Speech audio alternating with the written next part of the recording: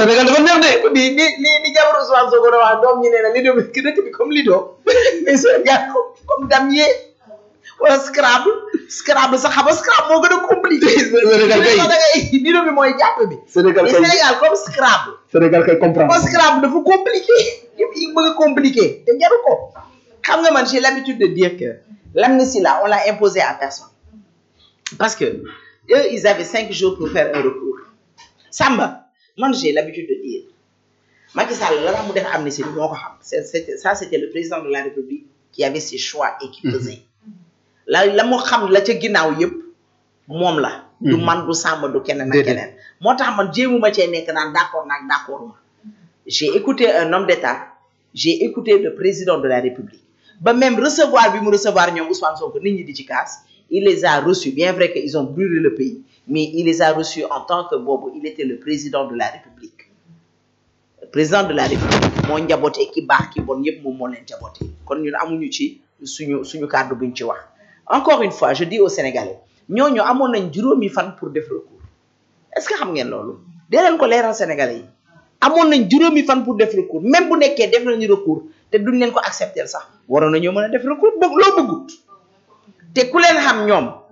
suñu mësul bëgg dara nu ñuy def golo bi Guy Marius Sagna day yëg ci ay taabal kee di xëcc micro kee di toj kee di yuuxu kee di tàccu lu tax ñu ne ñoom dañoo abstenir ñoom ñëpp ñu génn xam nga loolu aussi mooy pour jàppee sénégalais ay dof Ousmane Sonko lu mu waxtaan am na d'accorduma ci lii d'accorduma ci lii xam nga yooyu dofam yi la koy wax rek ñu di ko gëm mais ñu ko wax ñu di ko gëm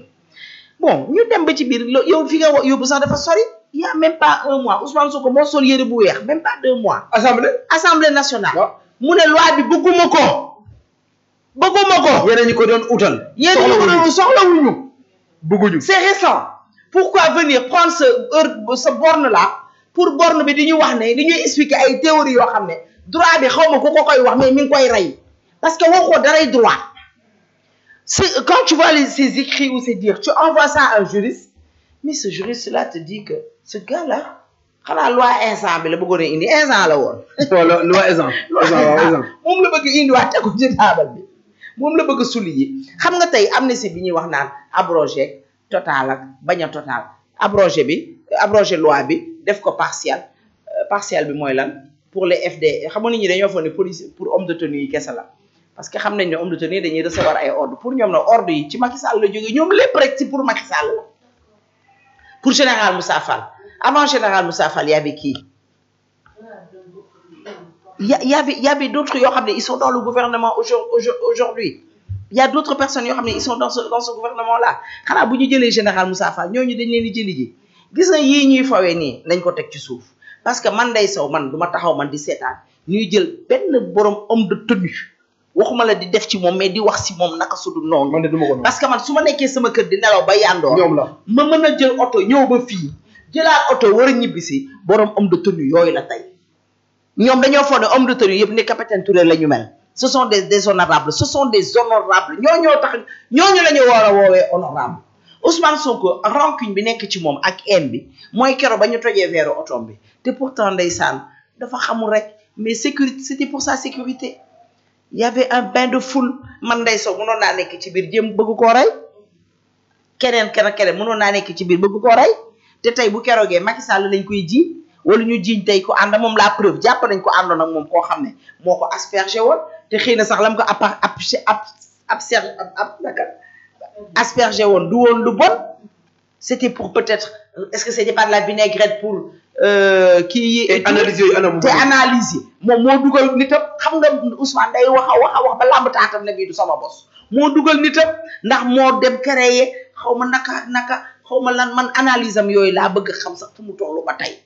pour man loolu moo il est tellement aigri loolu moo ko naqari ba tey mu jàpp ko man pour man loolu la ba mu naan ana waali ana jibi parce que ku mel ne man saa yu ma ko waxee wax ko man ana waali ana jibi ñëw leen ngeen dimbale ma woote au secours je pense que image yooyu moo ko naqari te nag yoon moom nag mënut a nekk ci dëkk bi nag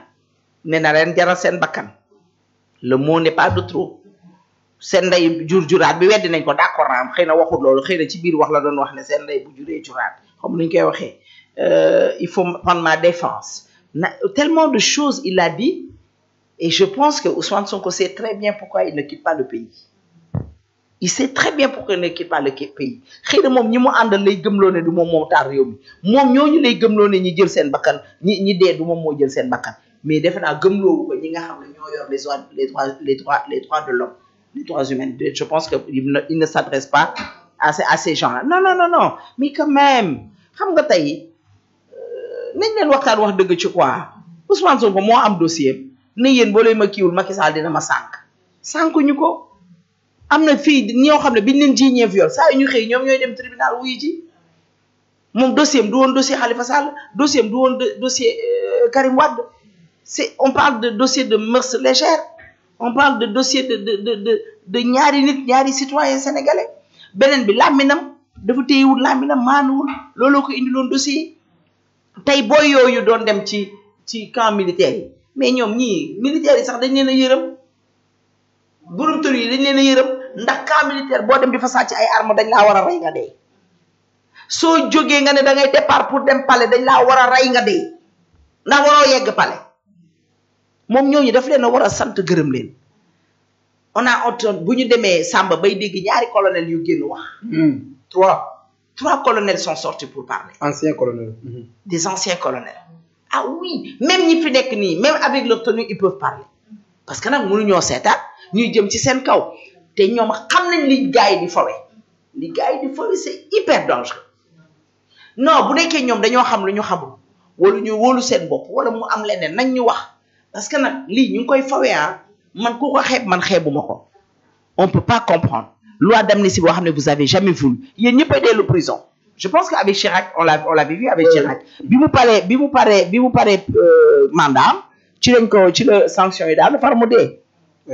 Diomaye tey bu pare woon day delluwaat ci biir kaso bi Ousmane Sonko day delluwaat comment ils peuvent jël ñi nga xam ne ñoo taal ay doomu jàmbur ñoo taal ab tata te nit ñi sax dañuy wax ci ñaari xale yooyu la yem maire yi nga xam ne ñi ngi ci am seeni lakk-lakk ba tey mi ngi leen handicapé ñi nga xam ne dañ cee jël ay tànk yu dagg tànk yu ay tëb ay tànk yu dam du n'importe quoi di faju ñooñu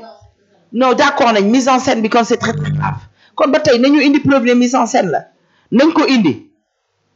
boo ne mise en scène la ñoom lii ñuy wax nii man des fois je demande à ces gars-là est-ce qu'ils s'entendent parler pour ne pas prendre beaucoup de temps sur l'amnistie moi je veux parler de notre front on a mis en place on a mis en place j'ai trouvé un front boo xam ne ñun suñu plateforme front de résistance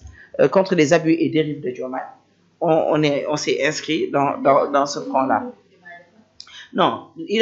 boo gisee abus et c'est son régime on n'a pas dit Diomaye on parle de son régime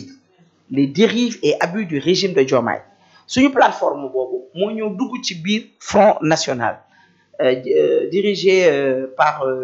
Khalifa Sall bi nga xam ne Khalifa Sall moo ko jiite bërki démb ku ne FDR national bërki démb ku ne nag gis na nag bërki démb nag li ñu def nag dimanche xanaa ñun wàccee nañ Sénégal yëngal nañ gësam ne